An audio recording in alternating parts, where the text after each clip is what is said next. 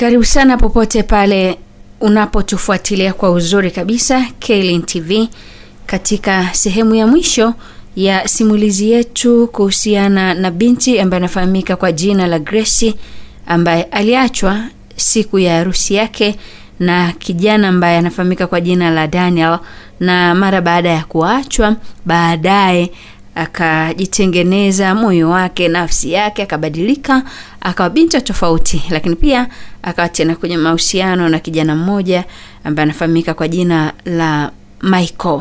Sasa baada ya siku ile ya aibu kanisani, kila mtu aliondoka akiwa na maswali mengi. Harusi ilivunjika mbele ya watu wote na uso wa Gracie ulikuwa umejaa machozi. Michael aliondoka bila kusema neno, moyo wake ukiwa umevunjika vipande vipande. Kwa siku kadhaa Michael alijifungia ndani. Hakutaka kuonana na mtu yeyote. Simu yake iliita mara nyingi, alipigiwa simu nyingi kweli kweli, lakini hakupokea. Gracie naye alikuwa katika maumivu makubwa. Alijua alikosea kwa kuficha ukweli kuhusiana na Daniel, lakini bado alimpenda sana Michael kwa moyo wake wote.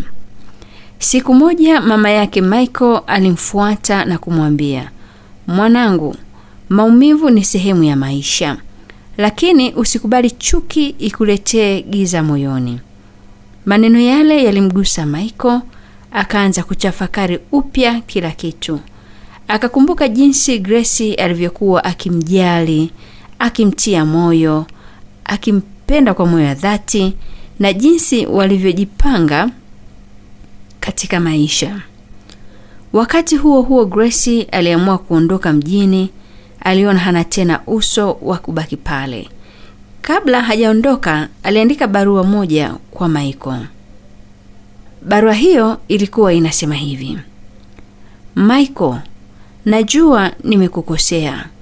Nilipaswa kukuambia ukweli mapema.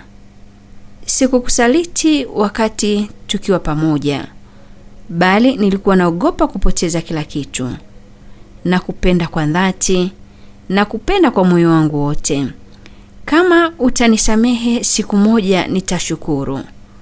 Ukiamua kunisahau, nitakuelewa." Barua ile ilimfikia Michael jioni moja. Aliposoma, machozi yakamtoka kwa mara ya kwanza.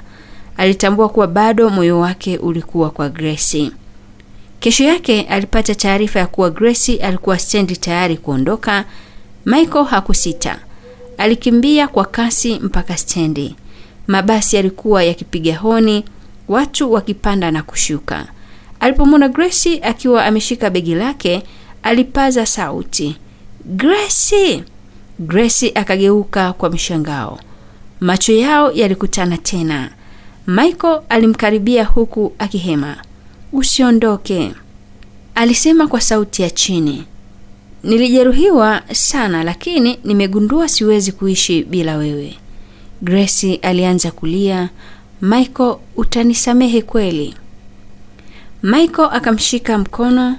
"Msamaha si rahisi, lakini mapenzi yetu ni makubwa kuliko makosa."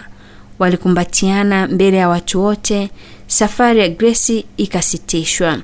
Miezi 6 baadaye walifanya harusi ndogo ya kifamilia.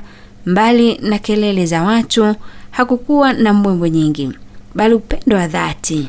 Daniel naye aliondoka kabisa kwenye maisha yao. Miaka 2 baadaye, Gracie na Michael walikuwa wameanza kituo cha kusaidia wanandoa wenye migogoro, wakifundisha kuwa ukweli, msamaha na mawasiliano ndio msingi wa upendo wa kudumu. Na hapo ndipo simulizi yetu inapoishia. Si kwa mwisho wa mateso, bali mwanzo.